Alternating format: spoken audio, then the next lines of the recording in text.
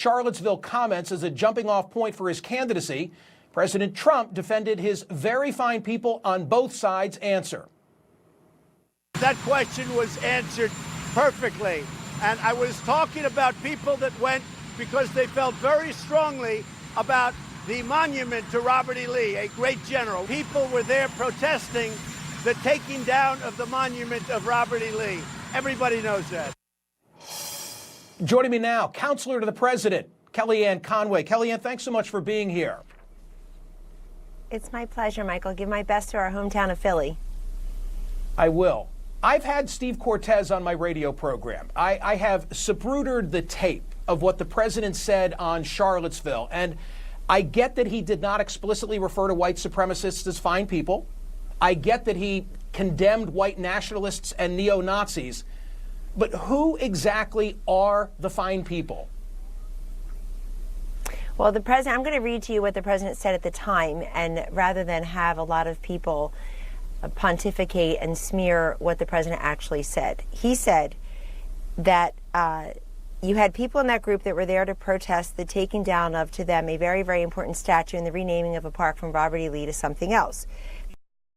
And, quote, I'm not talking about the neo-Nazis and white nationalists because they should be condemned totally. Then he goes on after the death of Heather Heyer, and I'm very happy, frankly, that her murderer has been brought to justice, and I will always feel badly for her, the loss of her life and for her family. The president said, quote, racism is evil, and those who cause violence in his names are criminals and thugs, including the KKK, neo-Nazis, white supremacists, and other hate groups that are repugnant to everything we hold dear as Americans.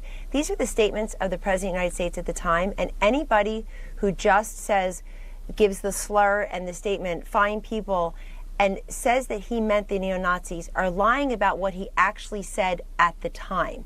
And that's incredibly important because he has made that clear.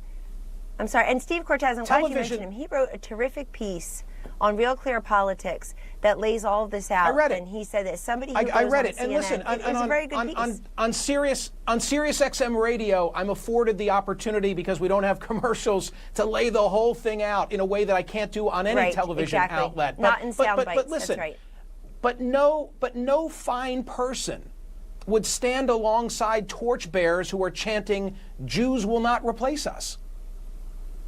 Well, there's no question that those people are the ones the president are condemning, but you want to revisit this the way Joe Biden wants to revisit, respectfully, because he doesn't want to be held to account for his record or lack thereof.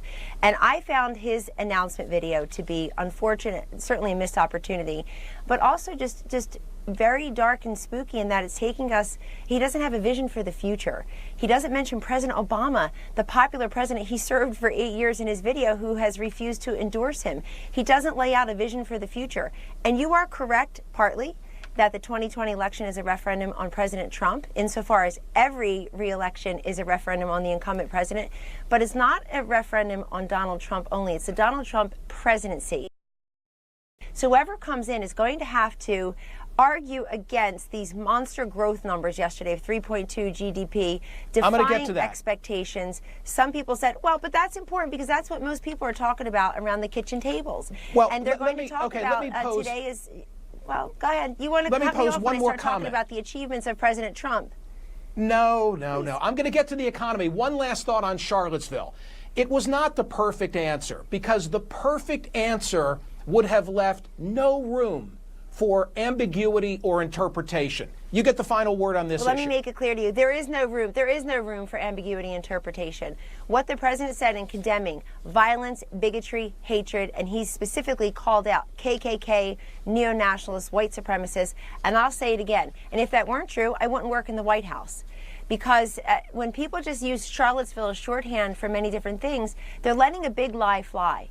And there are many people doing that. And it's very disappointing that the former vice president would do that when he's stuck having to apologize for and account for what Anita Hill herself and other people in his Democratic Party, where he's running for the nomination, think is insufficient the way he mistreated her and his lack of an apology, including just yesterday. So he needs to first get past Democratic primary voters who are incredibly skeptical, if not cynical, about his past, his lack of record, what he did or did not have to do with President Obama's administration. say this, 28 I million have to Americans interrupt don't have because health I don't want to run insurance out of 9 time. years after Obamacare passed. You say this, but the he Morning can't go up Consult against Donald poll Trump this until he week gets shows past the him Democratic.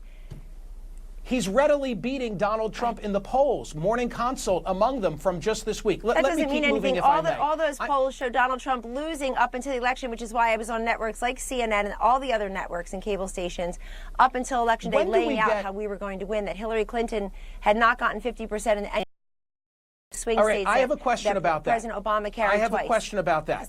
When do we get the message of unity? It seems like the message that comes from the White House is often one of walls instead of bridges. And I'm hard pressed. And acknowledge that I didn't see the Trump train coming.